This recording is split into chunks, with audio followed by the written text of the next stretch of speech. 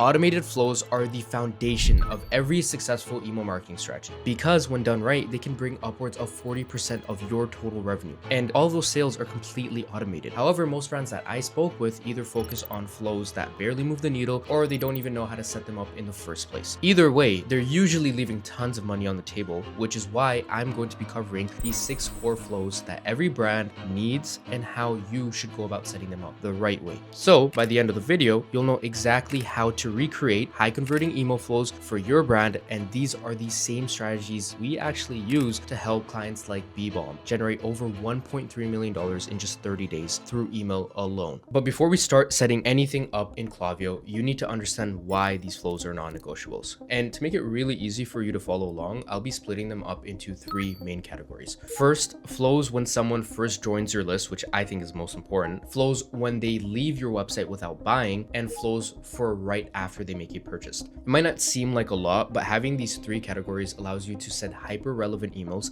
based on where customers are in their buying journey. Now, there are a ton of different flows you can set up, don't get me wrong, but for this video, we're only going to be focusing on these 3 categories because optimizing them the right way will do most of that heavy lifting for you. Now, that brings us to the very first category, which arguably, like I said, may be the most important, because the moment someone decides to subscribe to your email list is probably the warmest they're ever going to be. And every minute that passes without an email is a minute wasted, which means you need to strike while the iron's hot and reach out to them immediately. Now, the flow we set up to do that is called a welcome flow. This triggers immediately when someone subscribes, which gives you the opportunity to introduce your brand and push people to make their first purchase, which is when they're most likely to buy from you. Now, let me actually show you how to set this up within Klaviyo. Perfect. Now, for the purpose of this video, I'm going to be going over through a rather larger account.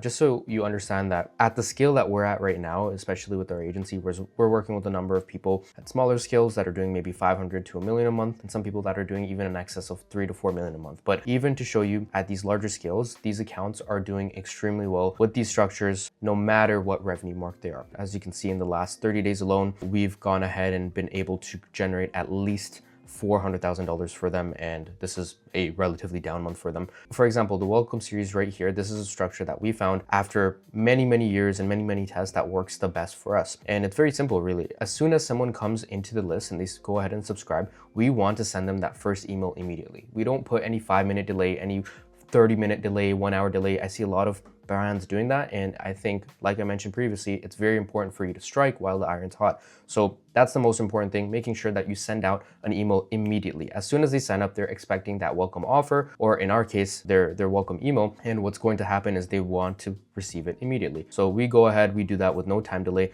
and thereafter we go ahead and we add in a time delay, because of course we don't want to be bombarding them within the same day. That being said, this is also something that we go ahead and introduce in a lot of accounts, and what we'll essentially do is we will resend a version of this email to any non-openers. And what I mean by that is exactly what I said. Essentially, we will go ahead and create a conditional split, and if someone has not opened this email right here that we sent them, we will go ahead and resend it to them. And the reason being is sometimes they are inactive, they went ahead and they subscribed, they might have dropped off, but we want to be able to resend them the highest converting campaign, which is that welcome offer. And most importantly, we want them to open it. We actually want them to see what offer we're giving to them, and we don't want them to just skip over it, because then all of these other emails might not make sense to them, and even beyond that, they might not even land inside our primary inbox. Now, moving into the next emails after these, right? This is a rather larger account. Like I mentioned, we have multiple email flows that are active. But just to give you the gist, we usually cut it off around 7 to 8, right? Because for a welcome flow, I think personally, there's no reason for you to bombard them after 7, 8, even 10 might be overkill, especially depending on the brand and the products you're selling.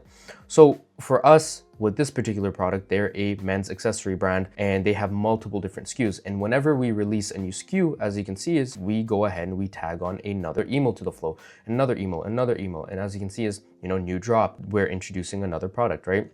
But that being said, this is the overall structure of what we like to follow. As you can see, it's not anything crazy. We don't have a bunch of conditional splits. We don't have a bunch of triggers and everything like that. And it performs really well for them. They get over a 60% open rate. They get over a 7% click-through rate. And all in all, this is a really strong account structure for you guys to follow. So feel free to do with this. Another thing that I also want to go ahead and show you guys, you want to always make sure, as you can see, these guys have over 1 million plus people on their list. You want to always make sure that this segment right here that they're landing in in this case it's newsletter, we're going ahead and we always have a single opt-in. The reason that you want to have a single opt-in, and I've seen this over 100 times where people accidentally have double opt-in because it's the default, what that ends up doing is a customer now has to receive a generic Klaviyo email asking them to opt in and confirm their subscription. Majority of people are not going to do that. So it's very important for you to switch this off and turn it into single opt-in, because now the moment someone actually goes ahead and subscribe, they actually receive this email right here. So you might have noticed this if you're a brand, customers might not be receiving the email off the gate. They might be getting a really ugly customer opt-in email that you didn't even make and you don't even know where it's coming from. It's very important for you to always have single opt-in on. But yeah, now if you want to take advantage of the high converting flows we're covering in this video without learning how to set them up yourself, you can always just book a call using the first link below. We've used these exact flows as part of our strategy to help brands like BBomb generate over 1.3 million in attributed revenue within just 30 days, while another one of our clients, CloneSense, unlocked over $300,000 in automated revenue using the same system. So if you'd like to see if we can even help your brand do something similar, click the link below. We'll give you an exact audit of where you're doing the right things and where you're doing the wrong things. But either way, this brings us to our second category, and these flows serve a very different purpose in my opinion, because you're not nurturing someone who's just shown interest. You're recovering people who are already so close to buying but didn't follow through, which means these will likely be your highest converting emails, because in most cases they just need a little nudge to get them over that finish line and finally check out. But this is also where a lot of brands make an expensive mistake. They assume that all abandonment flows are the same and end up leaving money on the table, but in reality there are 4 different flows that you need to worry about when it comes to abandonment, and each one targets a different stage of the buying journey. First, you have the site abandonment, for when someone lands on your website, leaves without viewing any sort of product. Next up is the browse abandonment, which triggers when someone views a specific product but doesn't add it to their cart, they just view it. And then we have the cart and checkout abandonment. These 2 flows are the most often mixed up by brands, and even though they are pretty similar, they're triggered by 2 completely different actions. Cart abandonment triggers when someone actually adds a product to their cart but never makes it to their checkout page, while checkout abandonment is triggered when someone actually starts entering their payment info and shipping information but stops right before clicking that checkout button. Either way, these people are the absolute closest to buying that they'll ever get. They just need that one last push in the right direction, which is exactly what these flows will help them do. So let me show you how to actually set each one of these up. So first things first, like I mentioned, this is the site abandonment. This is very simple, and this is probably one of the least activating flows. And when I say that, it's because in order for someone to trigger a site abandonment, they need to be active on the site. In order for them to be active on the site, they have to actually be a pre-existing customer for us to track that. Meaning they have to already have been on the list and been opening emails, and majority of times this gets activated when you send out a campaign to the customer and they go ahead, they click on the campaign, they go onto the website, and then they abandon it. You can't do this if they're not on the list. You can't trigger this if they're not on the list, because where else are you going to get their information from? They need to be on the list first, which is why it's the lowest intent. It usually makes up the lower amount of the 4 flows, but still nevertheless, it's very high intent, because once again, you have a customer that is coming onto your website in the first place. Nevertheless, we have a 1 to 2 hour delay. We don't try to bombard them right away. We sometimes even have smart sending on this flow, because it can get very annoying, especially if you have a very frequent customer that's coming into the flow and they constantly re-opt into this multiple times. As you can see, in terms of longevity, this one's fairly short. We don't have as many, because in the past we used to have a lot longer ones, and we used to have them on smart sending and they didn't convert too well. And personally for us, we have a very high frequency when it comes to campaigns, so sometimes this flow ends up being rather redundant. But for you as a brand, feel free to always test it. We have anywhere from 3 to 5 emails with this particular flow. Starting off, in this case, we narrowed it down to 2, but mind you, it really depends on what you're doing across all of the 4 abandonment flows. If you're doing a lot more in the other ones, which in this case I'll show you we are, it doesn't really require as much as lift on the site abandonment. Now, moving into the browse abandonment, very similarly said, you need to have access to this customer's insights. You need to make sure that they're actually on the list, just like the site abandonment. And in this case, if they go ahead and they browse a product, you want to make sure that they're doing it under the viewed product trigger. There's not a browse abandonment trigger, it's viewed product. Just like how site abandonment is actually active on site when they abandon that. It's very different from checkout abandonment, which is actually abandoning checkout started, and add to cart abandonment, which is actually adding to cart. Now, inside this particular flow, we have around 3 emails. Same thing goes. This one was upwards of 5 to 6, but we went ahead and narrowed it down. Once again, it's not going to be your highest converting flow. Your add to cart and your checkout abandonment will definitely be the higher revenue generating flows from the 4, because those are the ones where customers are right there at the finish line. But nevertheless, we still make sure that we're allowing customers to be reminded of these flows. And it's very important. You want to make sure that you have triggers set up specifically so that people aren't re-entering into different flows. If I go ahead and now I receive a browse abandonment email, I don't want to be receiving a dozen other emails on the welcome series and this and that. If I enter into one particular email flow, I want to make sure that I go through that email flow without any sort of disruption and there's no spillover. So now moving into the add to cart abandonment. This one right here is a lot longer, as you can see in terms of length. This one is exactly 7 emails long,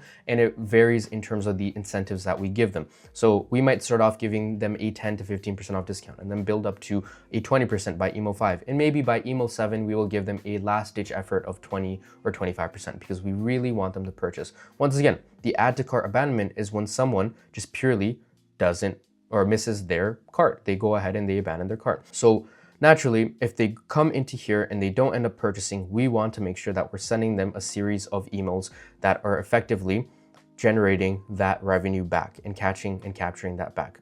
So in this case, we have 7 emails. You can have 5, 6, doesn't really matter. But the whole point is you want to make sure that you're giving them some sort of hook, some sort of bait for them to actually be interested. In this case, we always do some sort of incentive. As you can see here, we gave 15% off by the end of it. But before that, we increased it from 10%, right? Now moving into the highest revenue generating abandonment email, this is going to be the checkout abandonment. So when someone goes ahead and they abandon checkout and they, of course, place an order 0 times after they trigger this. Now, mind you, we still have a minor time delay, but we still want to reach out to them while it's very relevant in their head. And in this case, this flow is relatively very, very long. We have upwards of 6 to 7 emails in this as well too. And it really depends on what's going on at the end of the day within these flows. If your whole goal is we want to give them some sort of discount code, by all means, give them that discount code, but make sure you're also very cohesive in the discount codes you give out. You can be giving out 20% off in your abandoned checkout or your checkout abandonment and giving out only 10% inside your add to cart abandonment. They need to be cohesive so that way there is no random spillover. And if there is any spillover, you need to make sure that you're forecasting for that. You have triggers set up in place so customers aren't receiving certain flows at the same time while their other ones. Or you could very well put something like smart sending in place. If you scroll down right down here, something called skip recently emailed profiles. This is what we like to call smart sending. And you could even change the settings in here as well too for people to be receiving them maybe 10 hours after, maybe 4 hours after. The default is 16 hours. So yeah, all in all, the way that we like to have our abandonment flow set up is the browse abandonment and the set abandonment are the lesser of the two. So we don't want to be putting 10, 15, 20 plus flows. It's not going to generate that revenue that you expect. It's probably just going to annoy your customers. And then you have your higher intent abandoned cart flows, which is your abandoned checkout and your add to cart abandonment. Those two will generate you more revenue. So you could add a little bit more TLC, but all in all, this account is doing really well with the setup. So feel free to do what you want with that information.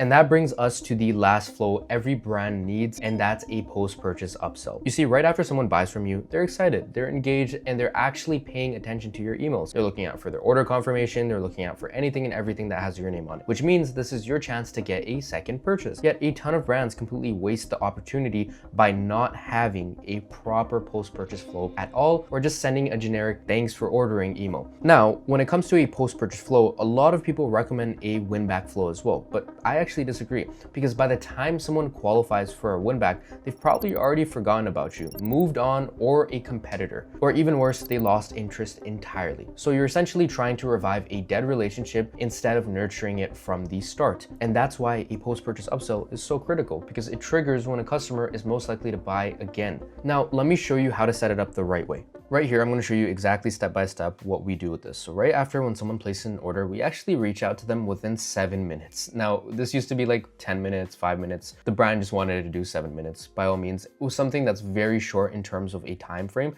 We go ahead and reach out to them because we're asking them, hey, you have less than 30 minutes to change your order, because by design, once that order finally hits the fulfillment line, they can't make any changes then. I've seen a lot of brands make the mistake of, hey, 10 days later, they go ahead and send them an email saying, hey, if you want to add anything else to your order, you're miscommunicating that to your customers because it's not going to come in the same order that they placed the first time around. That first package, it's already on their way to them. And if anything, it's going to create some really bad confusion because they're going to think, hey, wait, have these guys not shipped out my order yet? So naturally, we want to make sure that we hit this exactly right after they order, and it does extremely well as a result as well too. And it saves us a lot of headaches because if customers have last minute changes or things that they want to go ahead and implement, whether it's expedited shipping, whether it's changing their address entirely, this is really good for you to do.